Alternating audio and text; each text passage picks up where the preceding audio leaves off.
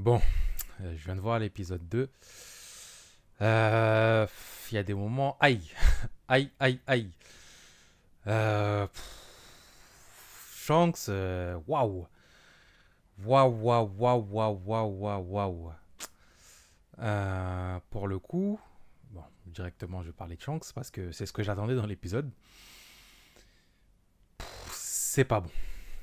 La scène avec le poisson, c'est pas bon. J'ai envie de dire, Barbe Blanche a été très, très, très, très, très gentil quand il ne s'est pas énervé contre Shanks pour être revenu d'East avec un bras en moins. Parce que, je sais pas, j'attendais cette scène, je voulais voir comment ça allait rendre. Pour moi, c'est pas bon. Comment il regarde le poisson, j'ai trouvé ça ridicule. Comment il perd son bras aussi, j'ai trouvé ça aussi ridicule. Pourquoi il a pas fait un pas en arrière? Après, le coup de pression qu'il met au poisson. Bon, moi, c'est vraiment ça que j'attendais dans l'épisode. Et franchement, ça m'a pas plu, je vais pas vous mentir. Après, bon, encore une fois, je viens de regarder l'épisode, donc je vais parler de manière décousue. J'essaierai de revenir dans l'ordre chronologique pour structurer un peu ce que je dis, mais c'est vraiment ça qui m'a marqué surtout, c'est Shanks. Et après, pour, on va dire, arrondir les bords, par contre, toute la scène avec son équipage, j'ai trouvé hyper stylé. Sauf quand il y a un mec à un moment qui donne un coup de pied à un random, j'ai trouvé ça, bon, ça faisait un peu ridicule, mais sinon, Yasop avec son pistolet qui rebondit, enfin les balles de son pistolet qui rebondissent sur une espèce de poteau pour toucher le mec, j'ai trouvé ça stylé de ouf. Comment l'équipage aussi se met en place pour pouvoir éliminer les gens, le fait que les gens se prennent vraiment des balles, tu vois qu'ils meurent pour de vrai. Tout ça c'était stylé. Donc on va dire que ça vient contrebalancer le pétard mouillé, je le dis, qu'est Shanks dans cet épisode. Même si il y a une scène où il enlève son chapeau, il a un flow, je trouve, quand il donne son chapeau à Luffy. Sinon, j'ai été déçu de Shanks, hein, honnêtement. J'ai été déçu de Shanks. Mais bon, je voulais parler de ça en premier parce que pendant tout le reste de l'épisode, j'avais que ça en tête. Donc bref, après pour l'épisode en soi, vraiment, j'ai été agréablement surpris par Baggy. J'ai vraiment apprécié la manière dont l'acteur a représenté le personnage. Il y avait à la fois un côté sérieux, mais en même temps un côté un peu bizarre. Pas bizarre dans le sens mal fait, mais le personnage est bizarre en fait. Il l'a bien fait. C'est un peu un délire à la Joker dans Dark Knight, dans le sens où le Joker il sait ce qu'il fait. Mais comment on le perçoit, c'est un peu bizarre. Et en fait, j'ai bien aimé ce côté-là dans Baggy, donc très très bon délire. En plus, l'acteur, j'ai trouvé vraiment qu'il a interprété très bien Baggy. Au niveau de ses pouvoirs aussi, j'ai pas trouvé ça dégueulasse du tout, c'est vraiment bien fait. Donc ça c'est cool. Tout le délire avec le cirque, avec bon, on va y revenir sur les villageois, mais tout le délire avec le cirque, le fait que les gens sont enchaînés, le fait qu'il force les gens à applaudir, son équipage qui est pas hyper hyper présent, mais qui est quand même là. Très bon délire aussi, donc franchement agréablement surpris. Même la manière dont on a eu la séparation entre Luffy qui a été prisonnier dans le truc d'eau. D'ailleurs, le délire de t'as un seau d'eau et c'est bon. Tu peux avoir facilement le dessus sur un mec qui a un fruit du démon. Bon, j'y reviendrai quand on fera le Kikusho sur ce live action, mais ça va fumer. En tout cas, la scène de la cage là, avec l'eau de mer qui se déversait sur Luffy, je trouvais ça cool. Même si, bon, Nami qui envoie son bâton dessus et ça se pète, bon, allez, ça c'est un détail, on s'en fout, mais je trouvais ça cool. Le délire avec, justement, Nami et Zoro qui sont prisonniers. Zoro qui est... il s'appelle comment encore le mec Kabaji, je sais plus comment il s'appelle. Le mec qui est sur un monocycle d'habitude, là. Ce délire-là, j'ai trouvé ça cool, avec le fait que Zoro, lui, il est en train de tourner sur la roue pendant que le mec, il lui parle en lui lançant des couteaux, même si, bon, aucun de ses couteaux ne touche Zoro. Après, vous allez me dire, oui, mais il a dit qu'il doit attendre que Baggy ait fini avec Zoro. Bon, c'est pas grave, mais ça m'a fait rire. Il aurait pu au moins, je sais pas moi, lui planter un couteau dans le bras ou... Bref, c'est pas un gros détail en soi, mais c'était sympa. Pendant que Nami était en train d'essayer de se libérer de la cage. Par contre, je sais plus si c'est dans le manga ou pas ça, mais il me semble pas que dans le manga il y a ce délire où Zoro a tué son frère, hein, à ce mec. Hein. Faudrait que je revérifie par rapport au manga, mais ça me dit rien du tout. Donc, si vous le savez, n'hésitez pas à le dire dans les commentaires parce que ça me dit rien du tout. Non, je pense pas. Après, c'est peut-être une modification qu'ils ont fait. Rappelons que c'est une adaptation. Mais quand le mec a dit ça, vraiment, je me suis demandé est-ce que c'était dans le manga ou pas. Ça, je sais plus. Donc, à vérifier. En tout cas, c'était intéressant, hein, le fait que justement cette scène soit justifiée par le fait que Zoro l'ait poursuivi lui avec son frère, qu'il ait tué son frère, etc. Parce que sinon, en soi, il n'y aurait eu aucune raison pour que ce mec-là s'en prenne à Zoro, c'est-à-dire retienne Zoro et en même temps Nami dans un autre endroit pendant que Luffy est en train de se faire, pas torturer, mais en train de se faire interroger un peu brutalement, on va dire, par Baggy. Donc, une petite subtilité si c'était pas dans le manga. Si c'était dans le manga, je me souviens plus du tout. Après, par rapport à tout ce qui est, tout ce qui concerne les villageois, je vais pas vous mentir, si tu as lu le manga, tu te dis ah, ok, le maire est là, le chien du maire est là, ok. Si t'as pas lu le manga, t'es en mode ok, ok, c'est des randoms, à plus. Donc, pour une adaptation, c'est pas dérangeant en soi. Moi, je me suis simplement demandé pendant l'épisode s'ils allaient avoir un rôle. Non. Et après, basta quoi. Donc, ça peut pas être un point négatif de relever ça, mais c'est juste une petite remarque que je fais comme ça parce que pendant vraiment tout l'épisode, je me disais est-ce qu'on va aller voir, est-ce qu'ils vont servir à quelque chose? Non, pas du tout. À part donner à la fin à Luffy un vieux bout de pain sec. Ouais, les gens vont me dire oui, mais c'est normal, leur ville a été détruite. Bon, à part donner un vieux bout de pain sec à Luffy, le maire n'a rien fait de spécial. Le chien, ils l'ont mis pour le mettre, je vais pas vous mentir. Mais c'est pas une critique en soi, hein, simplement un truc que j'ai relevé comme je disais. Donc, passons. Au niveau ensuite de tout ce qui est rythme de l'épisode. Bah, moi en fait, dans ce deuxième épisode, j'ai trouvé intéressant le fait qu'on ait à la fois la partie flashback de fin du flashback de Luffy avec la scène qui met en parallèle quand Luffy est en train de se noyer avec quand Luffy était en train d'être submergé par l'eau dans la cage de Baggy. Donc je trouvais que c'était bon délire le fait d'avoir mis ça en place de cette manière-là, surtout qu'il y a le délire avec Baggy, avec Shanks, etc. Donc non, bien fait. Au niveau de l'adaptation, moi j'ai bien aimé. Ça a été bien mis en avant. Et en plus, ça a permis de rythmer un peu l'épisode parce qu'on n'aurait pas pu avoir un épisode. Je crois que l'épisode il fait d'une heure. Il fait une heure, pardon. On n'aurait pas pu avoir un épisode d'une heure où on avait que Baggy. Ça aurait rallongé les scènes. En plus, comme là, c'était entre guillemets en lieu clos, c'est-à-dire dans le chapiteau. Ça aurait été compliqué. Donc, non, bien rythmé. En sachant qu'en plus, il y a toute la partie concernant Garp et Kobe. D'ailleurs, par rapport à Garp, avant que je rentre dans cette partie-là, il est vraiment différent du manga. C'est une adaptation, oui, il n'y a pas de souci. Donc, c'est pas une critique, comme je disais tout à l'heure, hein, c'est simplement un truc que j'ai relevé. Ce Garp-là, t'as l'impression que c'est... Comment je peux dire ça? Le Garp du manga, il est loufoque. Là, j'ai l'impression qu'il est beaucoup, beaucoup, beaucoup plus sérieux.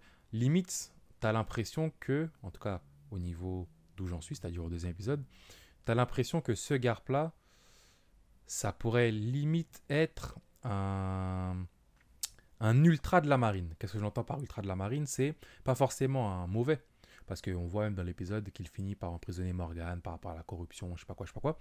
Mais un marine vraiment déter. C'est-à-dire marine, marine, marine, marine, marine. Je vais voir comment ça va être développé pendant le reste de la saison. Mais c'est intéressant parce que déjà, Garp, il n'était pas du tout, du tout, du tout aussi présent. Rien que le fait de l'avoir mis dans le premier épisode comme celui qui gérait l'exécution de Roger, c'était un gros changement. Donc le fait de le mettre autant en avant, ça peut être intéressant en sachant qu'en plus dans cet épisode-là, il dit aux nouvelles recrues, et Kobe en même temps, qu'il va poursuivre Luffy. Donc est-ce qu'on va l'avoir pendant certains moments de chaque épisode en train d'avancer vers Luffy ou autre? Pourquoi pas? Ça pourrait aider à structurer et à rythmer les épisodes. Mais en plus de ça, au niveau de Garp, on a tout ce qui va concerner Kobe. Si tu as lu le manga, tu sais que bon, Kobe, Garp, etc., ils vont être ensemble. Là, ça pourrait être intéressant de le voir. Quand je dis le voir, je parle justement du développement de Kobe. avec plusieurs scènes. Donc franchement, le fait d'avoir, je pense, toutes les informations au niveau du manga, enfin pas toutes les informations parce que c'est pas fini, mais d'avoir beaucoup d'informations par rapport à ce qui va se passer dans le manga, ça leur permet aussi de faire des bons choix qui après pourront se raccorder facilement. Je prends l'exemple de Garp. Là, on a Garp qui dit à Kobe, aux nouvelles recrues, venez, on va poursuivre Luffy. Sauf que je pense pas qu'ils vont dans cette saison-là, ces 8 épisodes, retrouver Luffy. Par contre, si on suit ce qui va se passer dans le manga, quand ils vont quand ils vont finir l'arc Enies Lobby et Water 7 là, Garp va retrouver Luffy. Après, sauf si, bien évidemment, dans la série, ils font des changements, etc. Mais là, ce que j'essaie d'expliquer, c'est que les changements qu'ils ont fait pour l'instant, peuvent se raccorder avec le manga.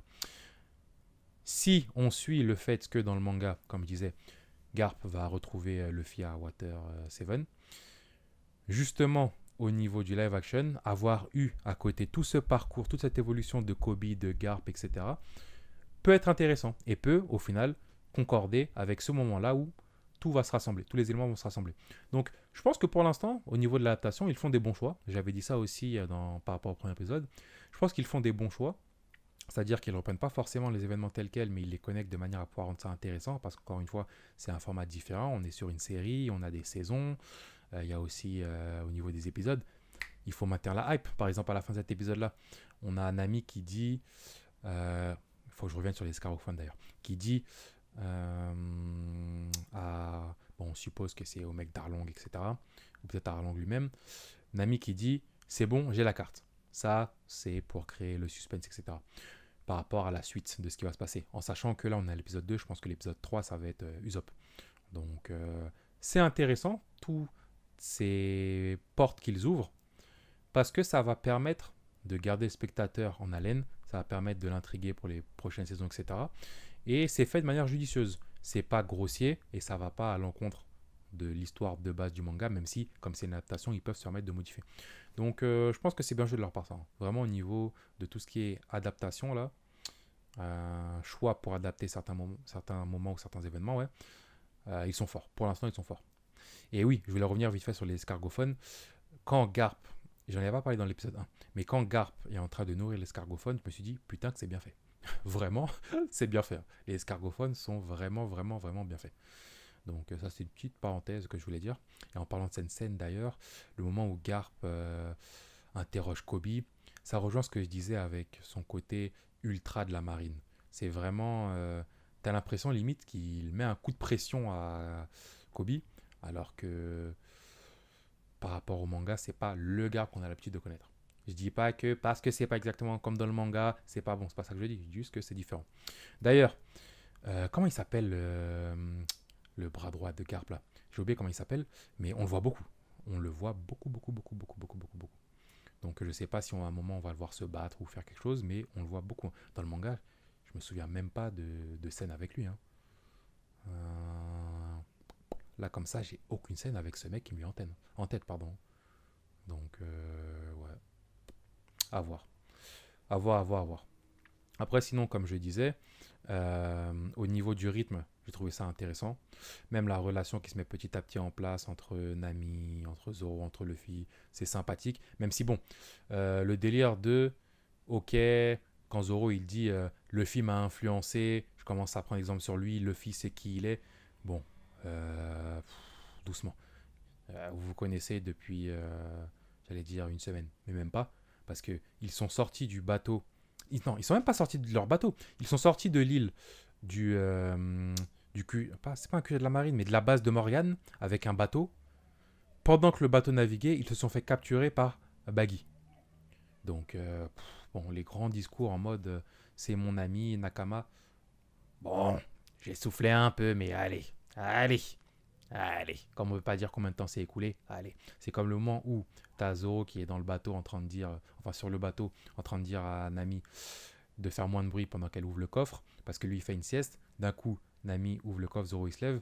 Bon, allez. C'est des trucs OSEF en soi, hein. Mais bon, je sais pas, je le vois moi, donc comme je le vois, j'en parle. Et après, par rapport à l'épisode, je pense que c'est tout, hein. Flashback de Luffy, je l'ai dit. Shanks pétard mouillé, mais la scène avec l'équipage, c'est bon délire. Oui, par contre, Je me suis posé deux questions en regardant ça. Question que je m'étais jamais posée dans le manga. Pourquoi Shanks il est parti tout seul avec son petit bateau pour sauver Luffy? Sa petite barque là. Première question. Deuxième question, c'est comment ça se fait que Shanks il n'est pas mis directement un coup de pression au poisson? Dans le cas du live action, le poisson il le voit avant de se faire bouffer le bras. Donc je n'ai pas compris. Et ensuite, par contre, ça c'est une remarque qui a un peu rien à voir. J'ai trouvé le mec là qui renverse la bouteille sur Shanks, qui après, dans le live action, celui qui est sur la barque avec Luffy, j'ai oublié comment il s'appelle. Il a un flow de ouf. Hein. Je trouve qu'il a vraiment un flow de. Il a un flow chevelon, sale, de pirate. Vraiment, j'ai trouvé l'acteur très bien choisi par rapport à ça. C'est juste une petite parenthèse que je voulais placer parce que ça m'est venu en tête, mais très très bon délire, hein, l'acteur. Et après, c'est tout, hein. C'est tout. Honnêtement, l'épisode, je l'ai trouvé cool. Euh, Bravo au mec qui a joué Baggy. Il est pas ridicule. Comment Baggy a été mis en avant, c'était cool. Ses pouvoirs ont bien été réalisés, je trouve. Ça fait pas choquant. Même si, bon, ouais, j'en ai pas parlé ça, il faut que j'en parle. Le fait que Baggy, avec ses pouvoirs, Zoro, il essaie de le couper, ça marche pas, mais il y a des moments où Zoro, il peut le planter pour après envoyer les bouts de son corps dans les caisses. D'ailleurs, le fait que c'est bon, on fait un peu de baseball avec les parties de son corps dans les caisses, bon, certains vont dire, je chipote, je truc, mais comment ça a été mis en avant, je me suis dit, bon, j'ai mes yeux sont ouverts. J'ai pas soufflé du nez, j'ai pas arrêté l'épisode, mais mes yeux sont ouverts. C'est juste une petite parenthèse. Et donc oui, bien joué pour tout ce qui est autour de Baggy. Le flashback de Shanks et Luffy. Bon, à part la scène de Shanks, bon délire, je trouve. Quand je dis la scène de Shanks, je parle du coup de pression au poisson. Le poisson, très très bien fait. Hein. Et ensuite, pour, comme j'ai dit, tout ce qui est Garp, c'est intéressant. Je vais voir ce que ça va donner. Donc voilà, hein. Voilà. J'espère vraiment que, contrairement à la scène de Shanks qui met un coup de pression au poisson, la scène de Nami, non pas je veux vivre, le aide-moi Luffy, la scène de Zoro avec Mihawk, le délire, je ne me retournerai pas. C'est pas ça exactement qu'il dit, mais quand Zoro il veut pas se retourner parce que avoir une cicatrice dans le dos c'est une honte pour un sabreur. Il y a quoi d'autre comme scène qui est stylée aussi? Tac. Quand ils vont vers Arlong Park, cette scène je la trouve stylée aussi. Après, je sais pas où la saison va s'arrêter. Est-ce que la saison va s'arrêter à Luffy qui se fait sauver par Dragon? Enfin, il n'est pas sauvé par Dragon, il est sauvé par la foudre, mais Dragon il bloque Garp. Pas Garp, Smoker. Bon, je sais pas où ça va s'arrêter, mais en tout cas, j'espère que certaines des scènes que je trouve personnellement cultes dans la partie East Blue seront pas aussi foirées que le coup de pression de Shanks par rapport au poisson. Voilà, on va voir ce que ça va donner. Quand je vais regarder l'épisode 3, je ferai une review aussi.